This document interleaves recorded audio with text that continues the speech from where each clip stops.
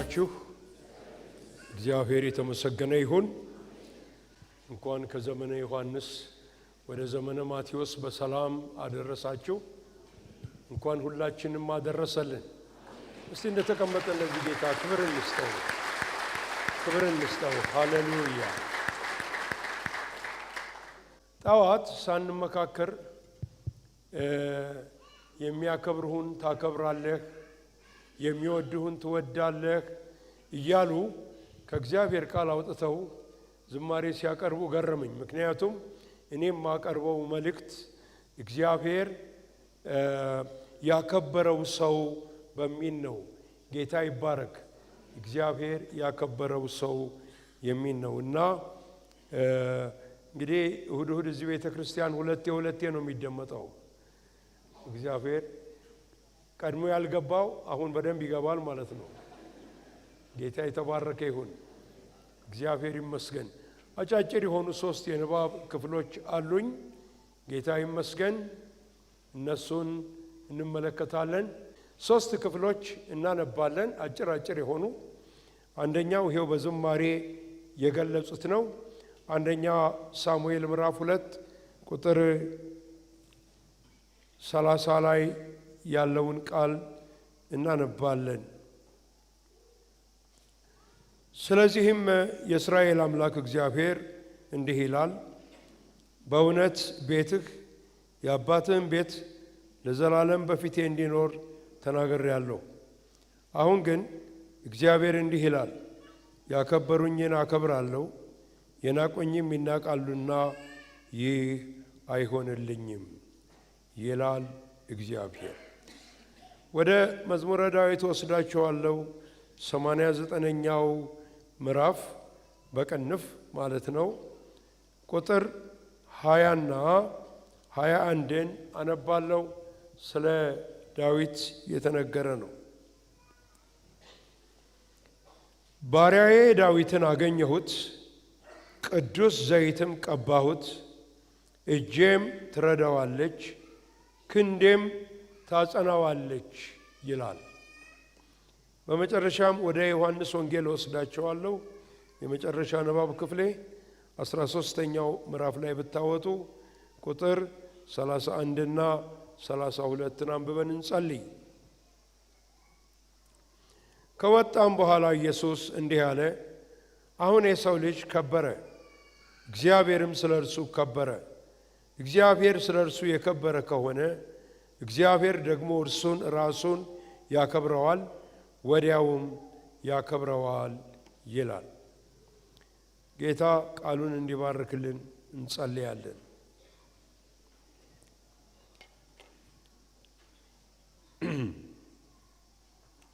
ዘላለማዊና ጻድቅ የሆንክ ጌታ እጅግ አድርገን እናመሰግንሃለን። ክብርና ምስጋና ላንተ ይሁን። ይሄን ጉባኤ በፊትህ የሰበሰብህ በፊትህ እንዲሆን የወሰንክ እግዚአብሔር ክብር ይስፋ። አሁንም ያንተ ልውና ያንተ መገኘት በዝማሬው ጊዜ እንደነበረ በዚህም ጊዜ ደግሞ በእያንዳንዱ ሰው ላይ ቅዱስ መንፈስ እንዲያርፍ በኢየሱስ ክርስቶስ ስም እጸልያለሁ። ያ ቅባት ይምጣ፣ እያንዳንዱን ሰው ያስተምረው። ጌታ ሆይ ወደዚህ መሠዊያ ጋብዘሃለሁ። በመሠዊያው ፊት ቆመህ ታናሹን ሰው እርዳው፣ አግዘው። በቃልህና በሕዝብ መካከል የሚቆም ክፉ የሆነ ነገር በሙሉ በኢየሱስ ስም የተወገደ ይሁን። በጌታ በኢየሱስ ስም ስለ ሰማህን እናመሰግንሃለን። አሜን። በዓለም ሰዎች በተለያየ ምክንያት ይከበራሉ። በቤተሰባቸው ምክንያት ከትልቅ ቤተሰብ ከሆኑ ከመጡበት ቤተሰብ የተነሳ ይከበራሉ። በሀብታቸው በገንዘባቸው የሚከበሩ አለው። በችሎታቸው በትምህርታቸው ደረጃ የሚከበሩ፣ በሙያቸው የሚከበሩ ሰዎች አሉ። እንዲሁም በተለያየ ምክንያት ሰዎች ይከበራሉ። ነገር ግን ወደ መንፈሳዊው በምንመጣበት ጊዜ ሰዎች የሚከበሩት በአንድ ጉዳይ ብቻ ነው። ከእግዚአብሔር ጋር ባላቸው ትክክለኛ ግንኙነት ብቻ ነው። ጌታ ይባረክ። ሐዋርያው ጳውሎስ በሮሜ መልእክቱ ምዕራፍ 8 ቁጥር 30 ላይ እነዚህን አስቀድሞ የወሰናቸውን ያወቃቸውን መረጣቸው ይላል። የመረጣቸውን ደግሞ አጸደቃቸው። ያጸደቃቸውን ደግሞ ምን አላቸው? አከበራቸው። በክርስቶስ ኢየሱስ የሆኑ ሁሉ በእግዚአብሔር ፊት ክቡር ናቸው። ስለዚህ እናንተ የከበራችሁ ናችሁ። ከጌታ የተነሳ የከበርክ ነህ በሉት እስቲ ያጠገባችሁ ያለውን ሰው።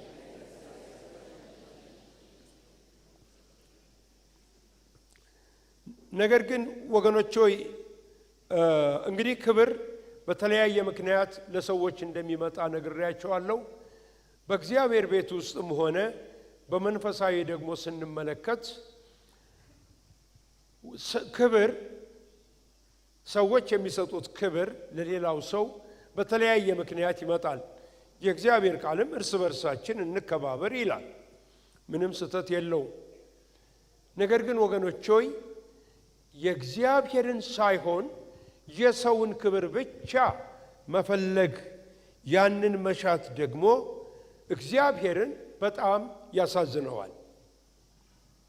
ጌታ ኢየሱስ ክርስቶስ ፈሪሳውያንን ስለ ብዙ ነገር ገስጿቸዋል። ከገስጻቸውም ነገር አንደኛው ምንድን ነው?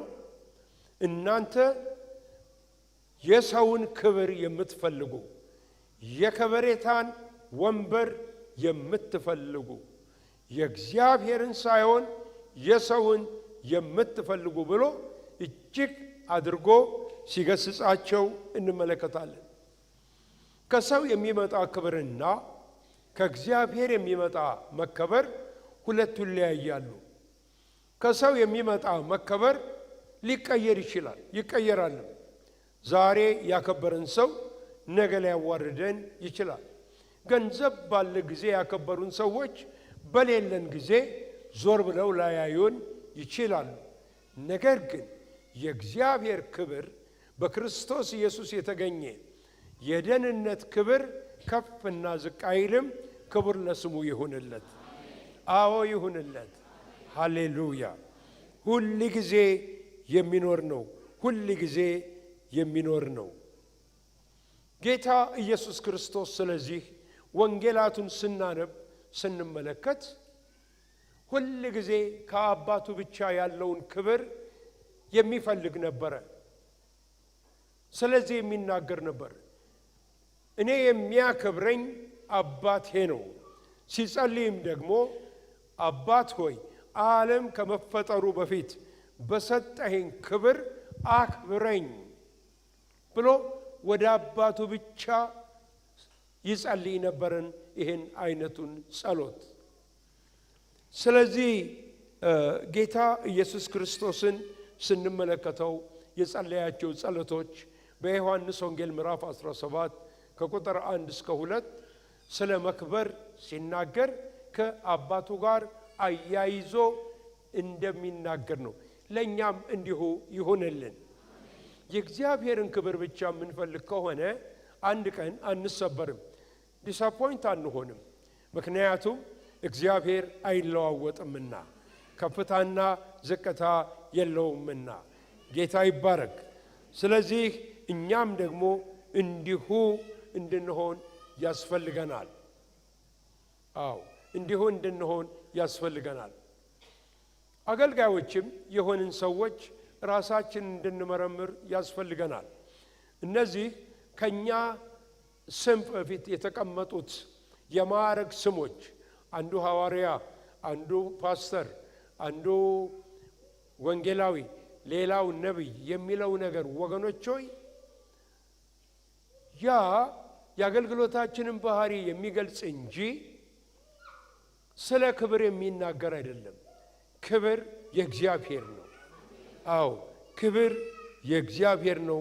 እግዚአብሔር ይመስገን። ስለዚህ በሕይወት ክርስትና ሕይወታችን ላይ ስንራመድ ሁል ጊዜ እግዚአብሔርን እያከበርን መሄድ እንደሚገባን ነው መጽሐፍ ቅዱስ የሚያስተምረን። በነገር ሁሉ ባላችሁ ነገር ሁሉ እግዚአብሔርን አክብሩ ይላል። ሁሉን ለጌታ ለኢየሱስ ክርስቶስ ክብር አድርጉት ብሎ ሐዋርያው ጳውሎስ ይናገራል። እንግዲህ እግዚአብሔር የሚደሰትበትና ከፍ የሚልበት ሰው ቢኖር እግዚአብሔርን የሚያከብር ነው። እግዚአብሔር ደግሞ ያንን ሰው ምን ይለዋል? ያከብረዋል።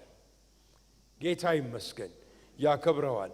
በመዝሙር 89 20 እስከ 21 የተመለከትነው ስለ ዳዊት የሚናገር ነው። ባሪያዬ ዳዊትን አገኘሁት ቅዱስ ቅባቴንም ቀባሁት ይላል። አገኘሁትና ቀባሁት እንደ ልቤ የሆነ ይላል። በሌላ ስፍራ የእሴይ ልጅ ዳዊትን አገኘው፣ እንደኔ ልብ ያለ ነው። ስለዚህ አከብረዋለሁ ማለቱ ነው። እግዚአብሔር ዳዊትን እንዴት እንዳከበረው ወገኖች ሆይ ደጋግመን ከእግዚአብሔር ቃል ተመልክተናል። ሁለት ነገሮችን ነው በዚህ መልእክት ውስጥ እንድናይ የምፈልገው። አንደኛ ራሳችንን እንድንመዝንና እንድናይ እግዚአብሔርን የሚያከብር ሰው የሚያከብሩ ሰዎች ልበል ምን አይነት ባህሪ ይታይባቸዋል? ሁለተኛው ደግሞ እግዚአብሔር እርሱን ለሚያከብሩት በምን አይነት ሁኔታ ምላሽ ይሰጣቸዋል የሚለውን ሐሳብ በሚቀጥሉት 30 ደቂቃ ውስጥ እንመለከታለን።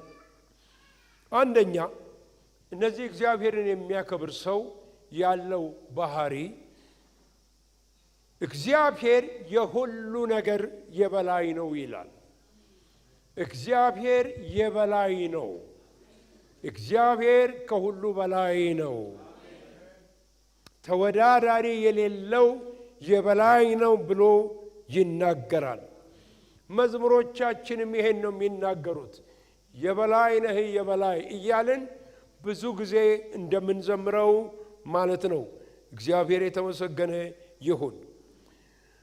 ነገር ግን በእግዚአብሔር ቃል ላይ ስንመለከት እንግዲህ እግዚአብሔር የበላይ ከሆነ በበላይነት የመጀመሪያ ሊደመጥ የሚገባው እሱ ሊሆን ሲገባው፣ ክብር ሊሰጠው የሚገባ እሱ ሊሆን ሲገባው፣ ሌሎችን በምናደምጥበት ጊዜ ከእግዚአብሔር ይልቅ እግዚአብሔር አላከበርከኝም ይላል። እንደምታውቁት በኤደን ገነት አዳም ያንን የተከለከለውን ፍሬ ከበላ በኋላ እግዚአብሔር ሲመጣ ለምን በላህ ሲለው እቺ የሰጠኸኝ ረዳት ትሆነኝ ዘንድ ያልካት ሔዋን የምትባል ሴት ናት ወደዚህ ያደረሰችኝ፣ እሷን ሰምቼ ነው የበላሁት አለ። እግዚአብሔር ይህንን እንደ ይቅርታ አድርጎ አልተመለከተውም። የተናገረው ከኔ ይልቅ ሚስትህን ሴቲቱን ታዛሃልና ስለዚህ ልክ አይደለህም አለው። እግዚአብሔር ከባልም ከሚስትም የበላይ ነው። አዎ የበላይ ነው። ከልጆችም የበላይ ነው። ስለ ልጆቼ ስን ነው፣ ስለ ሚስቴ ስን ነው፣ ስለ ባሌ ስን ነው ልንል አንችልም። ወደ ሳሙኤል መጽሐፍ መተን ስንመለከት የኤሊን ታሪክ እኔ አላነበብኩላችሁም ጊዜ ለማዳን እንጂ እግዚአብሔር በሁለቱ ልጆቹ በኤሊ ልጆች አልተደሰተም ነበር። በጣም በእግዚአብሔር ቤት ውስጥ ባልገው ነበር። ለእግዚአብሔር የሚገባውን መሠዊያ እነሱ ስጠን እያሉ ቁርባኑን እየወሰዱ ለራሳቸው ይመገቡ ነበር። በመቅደስ የሚያገለግሉትን ሴቶች ያረክሱ ነበር። እግዚአብሔር ለብዙ ዘመን ንስሐ እንዲገቡ ጊዜ ሰጣቸው ይመስለኛል። ንስሐ ግን ሊገቡ አልፈለጉም። በኋላ እግዚአብሔር መጣ። መምጣቱ አይቀርም፣ ወደ ቤቱ ይመጣል። አሜን በሉ ባካችሁ። እግዚአብሔር አይቀርም፣ ወደ ቤተ ክርስቲያኑ ይመጣል። ወደ ሞተላት ደሙን ወደ አፈሰሰላት ወደ ዋጃት ቤተ ክርስቲያን መምጣቱ አይቀርም። እግዚአብሔር መጣ። ታዲያ መጣና ለኤሊ ተናገረው፣ ከኔ ይልቅ ልጆቼን አክብረህ አልገሰጽካቸውም አላስወገድካቸውምና ስለዚህ ንቄሃለሁ። በቃ ንቄሃለሁ። እግዚአብሔር የበላይ ነው። እግዚአብሔር ከነገስታትም በላይ ነው። ከአገር ገዢዎች በላይ ነው። ከሁሉ በላይ ነው። እግዚአብሔር የተመሰገነ ይሁን። የዳንኤልን መጽሐፍ አስቡ። ሲድራቅ ሚሳቅ አብደናጎ ለናቡከደነጾር የነገሩት ቃል ንጉሥ ሆይ ላቆምከው ምስል አንሰግድም፣ ምንም በለን እናረጋለን። ለምን? የኛ አምላክ የበላይ ነው። አቤት ለኛም ይሄንን ድፍረት፣ ይሄንን ኃይል፣ ይሄን ጉልበት እግዚአብሔር ይስጠን፣ ይስጠን። አሜን። ይሁንልን። ሃሌሉያ አሜን። አዎ ይሁንልን። እግዚአብሔር የተመሰገነ ይሁን። በደርግ ጊዜ ስደት ነበር ቤተ ክርስቲያን ላይ። የሚያውቁ ሰዎች አልፎ አልፎ እዚህ ውስጥ ይኖራሉ። በዛ ጊዜ ካድሬዎች ወደ ቤተ ክርስቲያን ይመጡና ወጣቶችን አብሰው ወደ ወረዳ ዛሬ የምንለው ወደ ቀበሌ ይወስዷቸዋል። ይወስዱና መፈክር በሉ ይሏቸዋል። አውቀው ያ መፈክር አብዮቱ ከሁሉም በላይ ነው የሚል ነው። ክርስቲያኖቹ እምቢ፣ ኢየሱስ ከሁሉ በላይ ነው አሉ። በእኔ ዕድሜ የሆነ ነገር ነው የምነግራቸው። ኢየሱስ ከሁሉ በላይ ነው። ይደበደቡ ነበር፣ ይገረፉ ነበረ፣ መከራ ይቀበሉ ነበረ። ገብቷቸዋል። የዛ ጊዜ አገልግሎት በሰዓት ውስጥ ነው። እግዚአብሔር መቼም አንዳንዶቻችን ይሸፈነን እንጂ ለሞት የተዳረግን ነበርን። ለምን? ኢየሱስ የበላይ ነው፣ ጌታ ነው፣ ታላቅ ነው። ይሄንን ያደርጋሉ። እርሱን የሚያከብሩ ሰዎች ይሄንን ሁል ጊዜ የህይወታቸው ተቀዳሚ ነገር ነው። በህይወታችሁ ላይ ብዙ አይነት ተግዳሮት ቻሌንጅ ይመጣል ወገኖች። አሁንም ያለባችሁ ሰዎች ትኖራላችሁ። በስራችሁ ቦታ ሊሆን ይችላል፣ በመስሪያ ቤታችሁ ሊሆን ይችላል፣ በቤታችሁ፣ በዘመዶቻችሁ መካከል፣ በጎረቤቶቻችሁ ፊት ተግዳሮት ሊመጣባችሁ ይችላል። የሚቋቋም የጌታን ነገር የሚቋቋም ነው። ጌታ ጌታ ነው፣ ብርቱ ነው። ስለዚህ እግዚአብሔር ያበርታን፣ አው ያጠንክረን ወገኖች ሆይ። ሁለተኛው እነዚህ ሰዎች ለእግዚአብሔር ካላቸው ፍጹም ፍቅር የተነሳ ሁሉ ጊዜ ከእግዚአብሔር ጋር ግንኙነት ያደርጋሉ። ግንኙነታቸው በሶስት መስመር ነው። አንደኛ በቃሉ ነው፣ ሁለተኛ በጸሎት ነው፣ ሶስተኛ በአምልኮት ነው። ዳዊት እንደዚህ አይነት ሰው ነበረ። እግዚአብሔርን በቃሉ ውስጥ ያየው ነበር። ቃሉ ተለይቶት አያውቅም። ስለ ቃሉ ነው የሚናገረው። ስለ ቃሉ ታላቅነት፣ ቃሉ ምን እንዳደረገለት፣ ምን እንደፈጸመለት ነው የሚናገረው። ሁለተኛው ወገኖች ሆይ እንዳልኩት በጸሎት ነው። ያ ቃል ወዴት ይወስደናል? ወደ ጸሎት ይወስደናል። በእግዚአብሔር ፊት እንድንበረከክ ያደርገናል። ህብረት ከሱ ጋር እንድናደርግ ያደርገናል። ሶስተኛው አምልኮት ነው። ዳዊት የአምልኮት ሰው ነበረ። እንግዲህ እግዚአብሔር የበላይ ነውና ቀጠሮ አለው ከኛ ጋር በየቀኑ ህብረት ከሱ ጋር እንድናደርግ ቀጠሮ አለን። ያቺ የቀጠሮ ሰዓት በማለዳ ጠዋት ተነስተን በምሽት በፊቱ የምንመረከክበት የምንወድቅበት ነው። የበላይ ነው። ስለሆነ ወገኖች ሆይ እነዚህ ሰዎች በዚህ አይነት ሁኔታ እግዚአብሔርን ያስከብራሉ፣ እግዚአብሔርም ደግሞ ያከብራቸዋል። ሃሌሉያ። ዳንኤል ነብዩ በነበረበት ሀገር ውስጥ በዳሪዮስ ዘመን አዋጅ ወጣበት። ተንኮለኞች የቀኑበት ሰዎች አዋጅ አስወጡበት።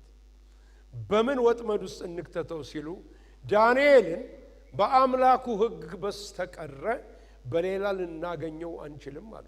በሌላ ኃጢአት አይከሰስም አሉ። ለእኛም እንዲሁ ያደርግልን። ታዲያስ ማንም ሰው ለሚቀጥሉት 30 ቀናት ወደ አምላኩ እንዳይጸልይ አዋጅ ነገር የጸለየ ሰው አይቀጡ ቅጣት ይቀጣል። ንጉሡም አልገባውም። አዋጁን አጸና፣ ፈረመበት። ከዛ በኋላ አዋጁ ተነገረ። ዳንኤል አዋጁ አልከለከለውም። ቀጠሮ አለኝ አለ። ቀጠሮውን አክብሮ ፊቱን ወደ ኢየሩሳሌም አድርጎ መስኮቱን ከፍቶ ጸለየ። አገኙት። ታሪኩን እንደምታውቁ ወደ አንበሳ ጉድጓድ እንዲጣል ሆነ። እግዚአብሔር ግን መልአኩን ልኮ አዳነው፣ እኛንም ያድነናል። እስቲ ክብር ስጡት ለዚህ ጌታ ባካችሁ።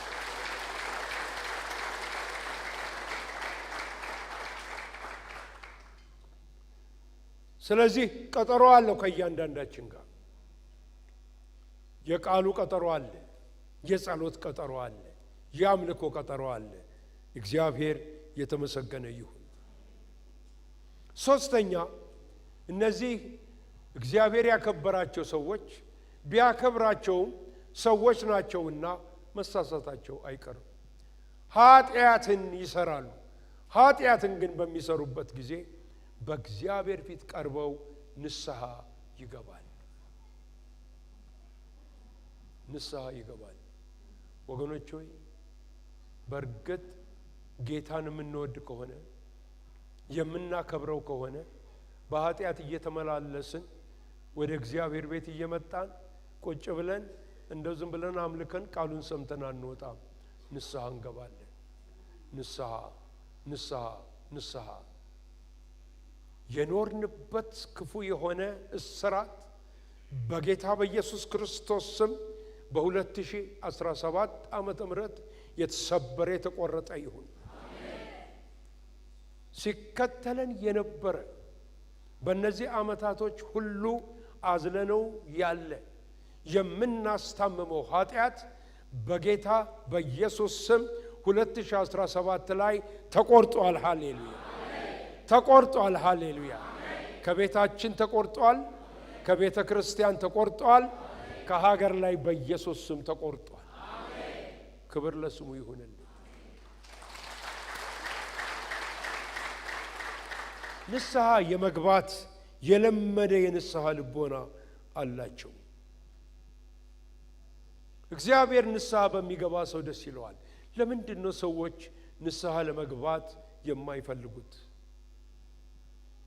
አንደኛው ወገኖች ሆይ ትዕቢት ነው። የራስ ትምክህት ነው። ፕራይድ በውስጣችን ያለ ስለኛ ያለን ስሜት ነው። ማንኛችንም ለእግዚአብሔር ትልቅ አይደለንም። ሁላችንም ልጆቹ ነን። የማዕረግ ስም ሲኖረን እግዚአብሔር በማዕረግ ስም ጠርቶ አይናገረንም። ልጄ እከሌ ነው እንጂ የሚለን ጀነራል እከሌ አይለንም። ወይንም እንደ ጥንቱ ቀኛዝማች እከሌ አይለንም። አገልጋይ ብትሆን ፓስተር ሐዋርያ እከሌ አይልህም። ልጄ ነው የሚለን፣ ልጆቼ ነው የሚል። ክብር ለስሙ ይሁን። ሃሌሉያ። ስለዚህ ወገኖች ሆይ ትምክህት ነው ሰዎችን የሚያቆማቸው። ሁለተኛ የእግዚአብሔርን ምሕረት ጥልቀትና ስፋቱን አለማወቅ ነው። ይሄንን ኃጢአቴን ይዤ ብሄድ እግዚአብሔር ይቅር ይለኛል ወይ ስንል ሰይጣን ቸኩሎ የሚለን ይቅር አይልህም ነው።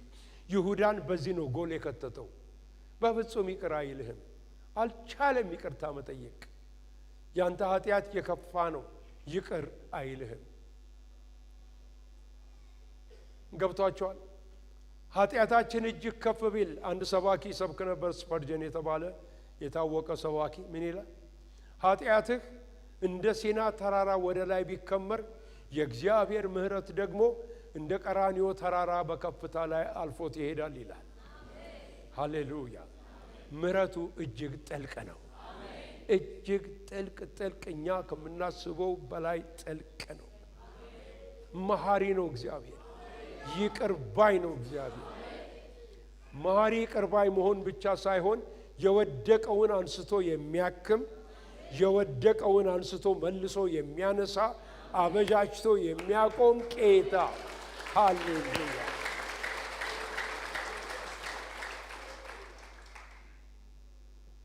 ሰው የቆሰለውን ሲያገኝ ጨርሰው ነው የሚለው፣ በዛው ጨርሰው ይሙት።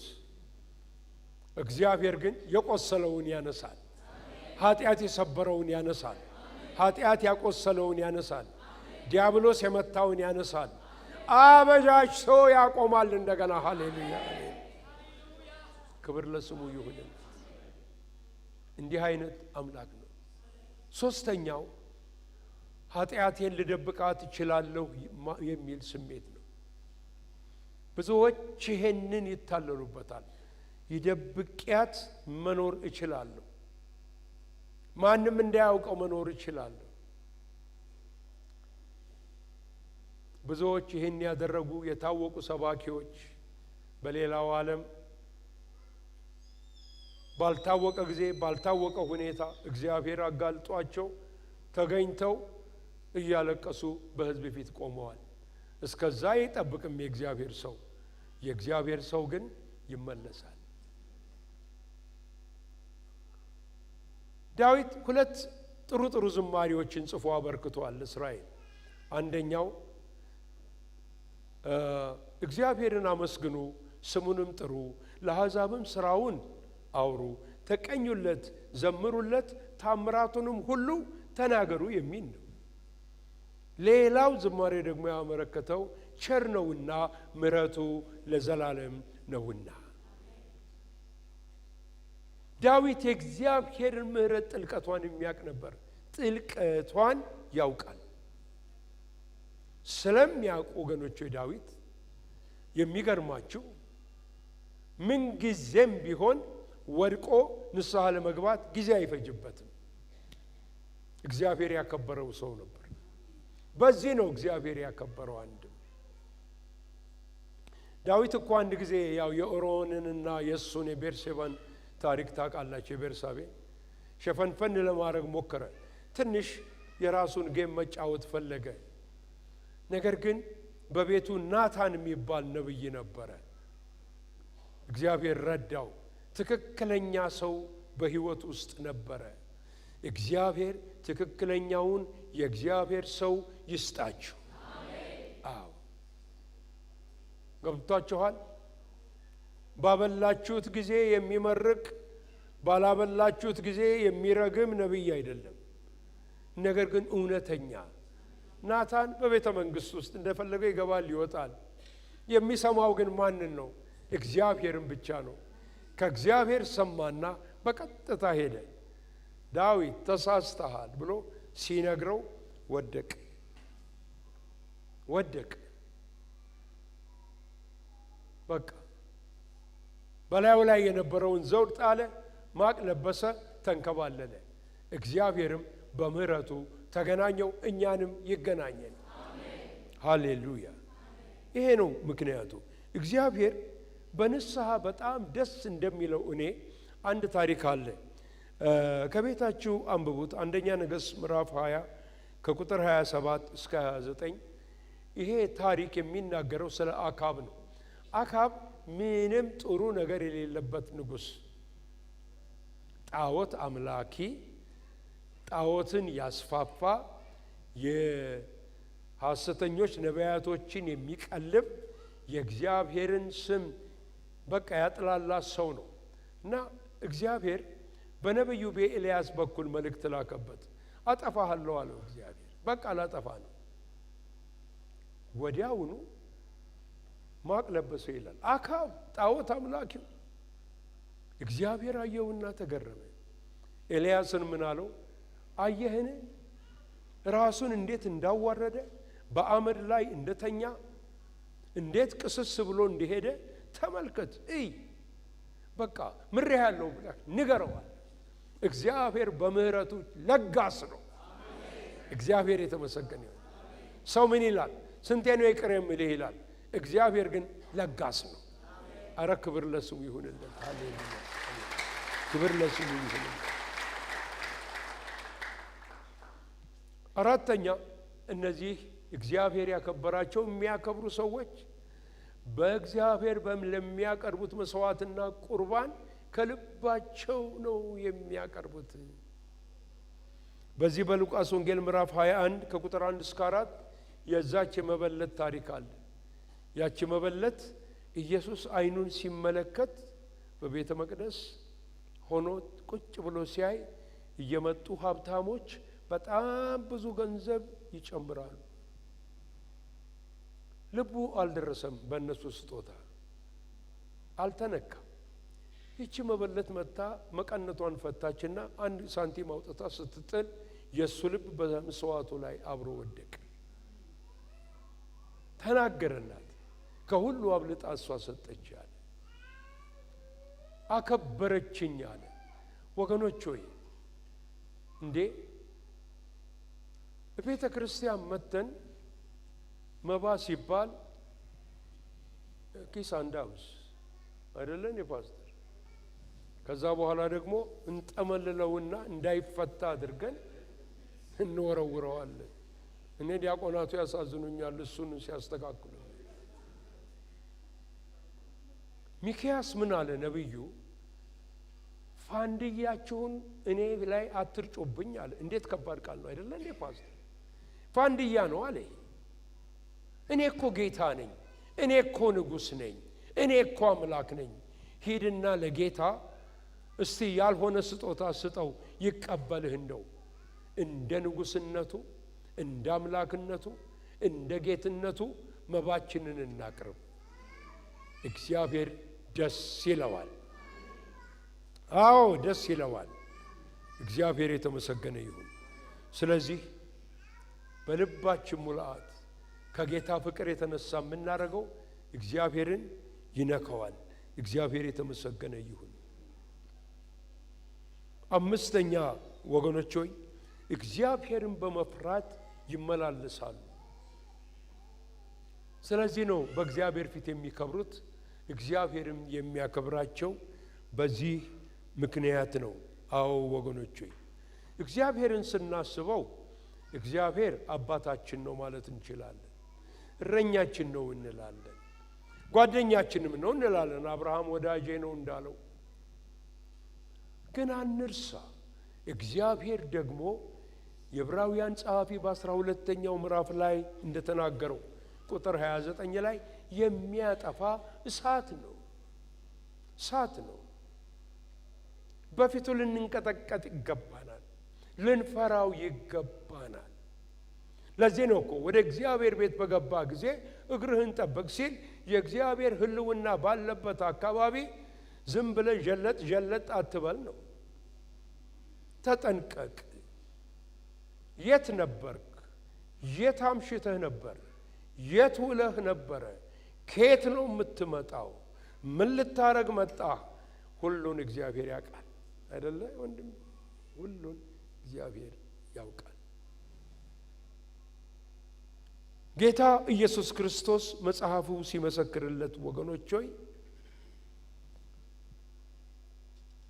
እግዚአብሔር አባቴ ነው ቢለውም እንኳን ፈርሃ እግዚአብሔር በእርሱ ላይ ነበረ። በዕብራውያን ምዕራፍ 5 ቁጥር 7 ላይ ምን ይላል? እግዚአብሔርንም ስለመፍራቱ ጸሎቱ ተሰማለት ይላል። ልንፈራው ልናከብረው ይገባል። የእግዚአብሔር ነገር አይለመድም። የኤሊ ልጆች የመሰላቸው ይለመዳል። አምልኮት የሚለመድ ነገር አይደለም። እያንዳንዱ የአምልኮት ሰዓት እግዚአብሔር በክብር የሚወርድበት ነው። እያንዳንዱ ስብሰባ ባህል አይደለም። እግዚአብሔር በክብር የሚገኝበት ነው ወገኖች ሆይ ክብር ለስሙ ይሁንለት የዘላለም አብ ሃሌሉያ። ስለዚህ የሚያከብሩኝን አከብራለሁ የሚናቁኝም ይነቃለሁ ብሎ ተናገረ። ቶሎ ልንገራችሁ ባለችኝ ጥቂት ጊዜ እግዚአብሔር ታዲያ እነዚህን ሰዎች እንዴት አድርጎ ነው ለዚህ ህይወታቸው ምላሽ የሚሰጠው ብለን ስንጠይቅ እግዚአብሔር በመጀመሪያ አንደኛ ምስክር ይሆናቸዋል፣ ይቆምላቸዋል፣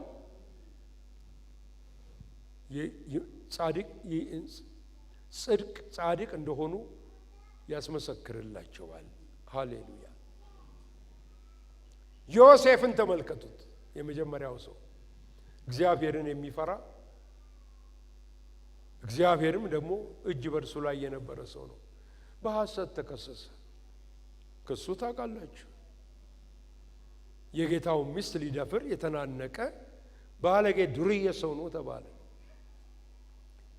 እግዚአብሔር ዓላማ ስለነበረው አልገደለውም። ባለቤቷ ማለት ነው እስር ቤት ውስጥ አሉት። ተፈተነ። በጣም ይጎዳል። ትጎዱ የለ ባላደረኩት ነገር ስሜን አጠፉ ብላችሁ ተጎድታችሁ አታውቁም? እኔ ተጎድቻለሁ ብዙ ጊዜ ባላደረኩት ባልሰራሁት ነገር በሌለሁበት ነገር። አንዳንዱ ነገርም የሰይጣን ቅንብብር ነው፣ ክስ ነው። እግዚአብሔር አየ፣ ዮሴፍንም ፈተነው ይላል። ፈተናውን አለፈ። በሰዓቱ እግዚአብሔር መጣ። እግዚአብሔር ሊመሰክርልህ ሲመጣ የ3 ወር ቀጠሮ አያስፈልገውም፣ የወር ቀጠሮ አያስፈልገውም። በ24 ሰዓት ውስጥ አውጥቶ ግብፁን እጁ ላይ ሰጠው። አይገርምም? ግብፅን እጁ ላይ ያውልህ ብሎ ሰጠው እግዚአብሔር። ሃሌሉያ። እግዚአብሔር የፈተናችሁን ጊዜ እንድታልፉ ጸጋን ያፈስላችሁ። የፈተናችሁን ጊዜ እንድታልፉ እንዳትሸነፉ እንደ ዮሴፍ እንድትወጡ እግዚአብሔር ኃይል ይሁናችሁ። ክብር ለስሙ ይሁንለት። ሃሌሉያ።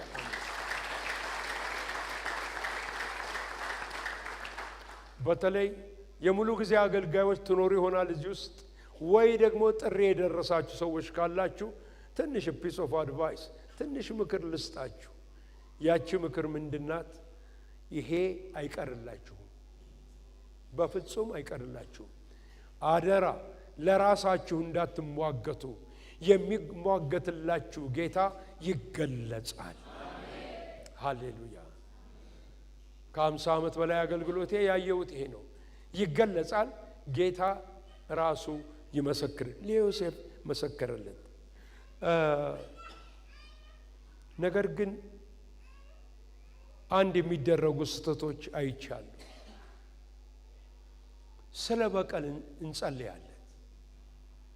እግዚአብሔር የዚህን ሰው ነገር አሳየኝ ብለን፣ ሰውየውም እኮ በክርስቶስ ደም የተረጨ ነው።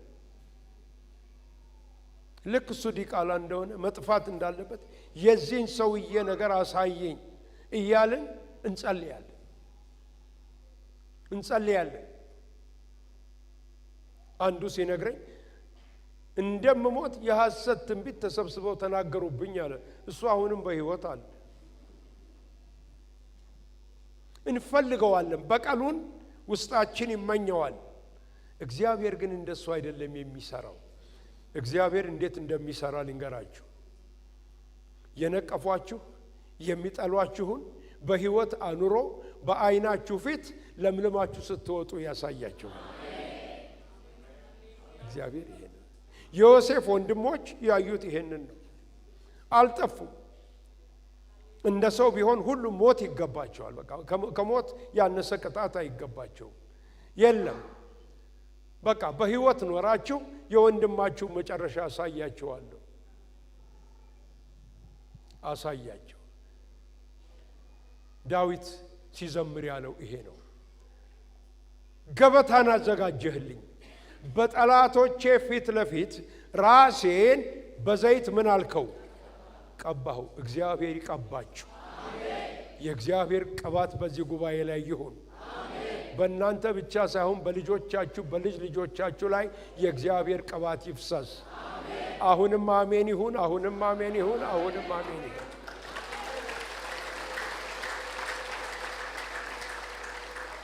አዎ ወገኖች፣ እግዚአብሔር አሰራሩ ልክ እንደዚህ ነው። እንደዚህ አድርጎ ነው እግዚአብሔር የሚሰራው። እንደዚህ አድርጎ ነው የሚሰራው። ሁለተኛው ምን መሰላችሁ? እግዚአብሔር አምላክ በሰዓቱ እየተገኘ በዛችሁ ወቅትና ጊዜ ሳያዘገይ ደግሞ ከፍ የሚያደርግበት የሚመሰክርበት ጊዜ አለ። ኤልያስ በቀርሜሎስ ተራራ ላይ ወጣ። በአምላኩ ነው የተወራረደው። በአምላክ ተወራርደህ በፍጹም አያሳፈርህም። ተወራረድበት፣ በቃ አያሳፍርህም። በቀርሜሎስ ተራራ ላይ ትንሽ ጸሎት ጸለየ። እግዚአብሔር በእሳት መለሰለት። እግዚአብሔር ይመልስላችሁ፣ ያስመሰክራል። አንድ ቦታ ላይ እግዚአብሔር እንደዝም ብላችሁ በቃ ሰዎች ዝም የሚሉበትን ነገር ያመጣል። ዝም እኮ ስላችሁ ዝም በቃ። ጌታ ኢየሱስ ክርስቶስ በዮሐንስ ወንጌል ምዕራፍ 12 ላይ ከቁጥር 27 እስከ 30 ምን ይላል? ኢየሱስ ክርስቶስ ነፍሴ እስከ ሞት ድረስ ታወከች ይላል። ምክንያቱም ወደ ሞት የሚሄድበት ሰዓት እየደረሰ ሲመጣ ነው።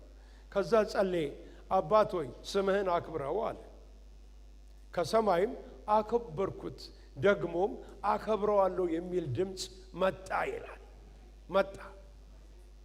በዛ ያሉት ደነገጡ። መልአክ ተናገረው አሉ። አንዳንዶቹም ነጎድጓድ ነው አሉ። ኢየሱስ ግን አላቸው፣ ስለ እኔ አልመጣም፣ ይሄ ለእናንተ እንድትሰሙት ነው። እናንተ እንድትሰሙት ነው። አዎ አንድ ቦታ ላይ አንድ ስፍራ ላይ እግዚአብሔር ያስመስክርላችሁ። አለዛ ይከብዳል። ክርስትና ይከብዳል። አገልግሎት ይከብዳል። እግዚአብሔር ይወጣል። አያችሁ፣ በሞት እንኳን ሆኖ ኢየሱስ ክርስቶስ ይህ ሰው በእውነት ጻድቅ ሰው የእግዚአብሔር ልጅ ነበረ አለ። መቶ አለቃ ነበረ። ምክንያቱም ወዲያው አለቶች ተሰነጠቁ፣ የምድር መናወጥ ሆነ፣ ፀሐይ ብርሃኗ ጨለመ፣ የቤተ መቅደስ መጋረጃ ለሁለት ተቀደደ። ይሄ የእግዚአብሔር ልጅ ነው፣ የእግዚአብሔር ልጅ ነው ብለው አሉ።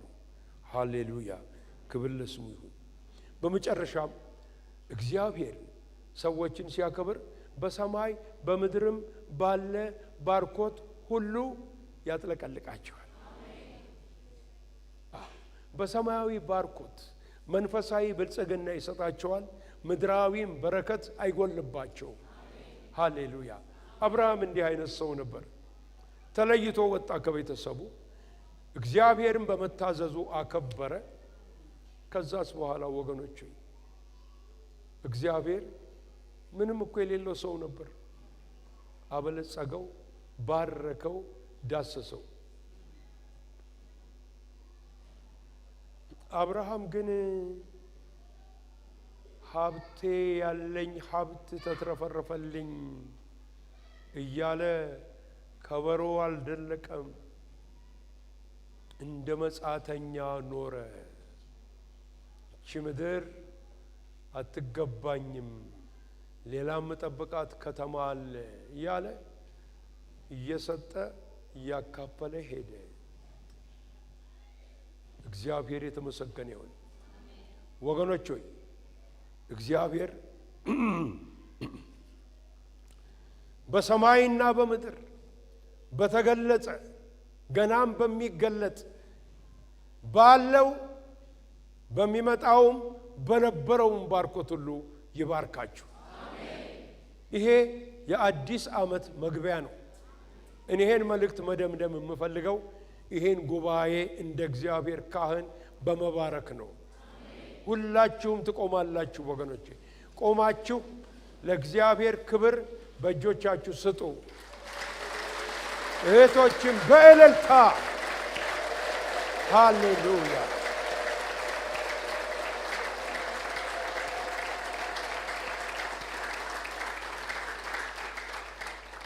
እግዚአብሔር የተመሰገነ ይሁን። እሱን የምናከብር እግዚአብሔርም ያከበረን ሰዎች እንሁን።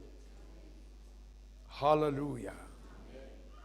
እጆቻችሁን እንደሚቀበል ሰው ከእግዚአብሔር ለእግዚአብሔር አሳዩ።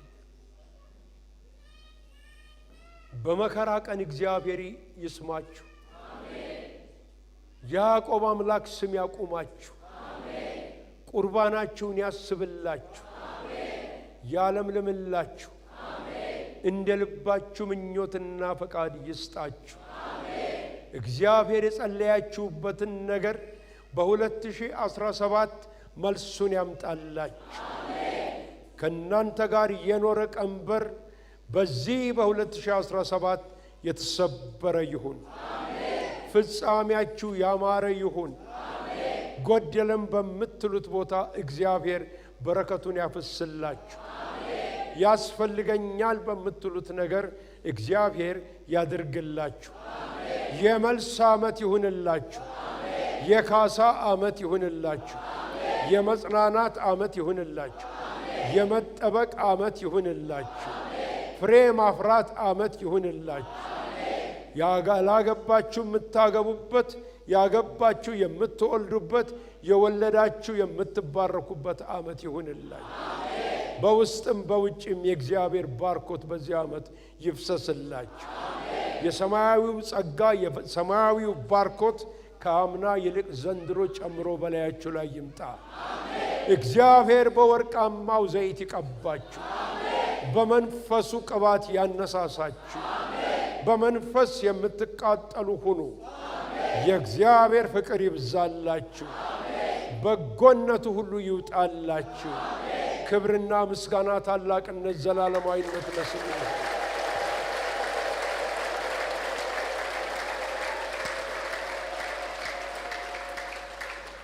እግዚአብሔር ሀገራችንን ኢትዮጵያን ይባርክልን፣ ይጠብቅልን። ምድሪቱን ከክፉ ነገር ሁሉ ይጠብቃት። ጦርነት የሚሽርበት፣ ቀስት የሚሰበርበት፣ በረከት የሚሆንበት ዓመት ይሁንልን። ከጥላቻ ይልቅ ሰላም፣ ከስደት ይልቅ መሰብሰብ፣ ከለቅሶ ይልቅ ደስታ የሚሆንበት ዓመት ይሁንልን። ፍቅር በምድራችን ላይ ይዝነብ። ሰላም በምድራችን ላይ ይዝነብ። በጎነት በምድራችን ላይ ይዝነብ። አስደንጋጩ ነገር ይመለስልን። ሊመጣ ያለው ክፉ ነገር ይባረርልን። ክፉ የተባለው ነገር፣ የተቀነባበረው ሁሉ የወደቀ ይሁን። የእግዚአብሔር ባርኮት ግን በላያችን ላይ ይነሳ። በጌታ በኢየሱስ ክርስቶስ ስም አሜን።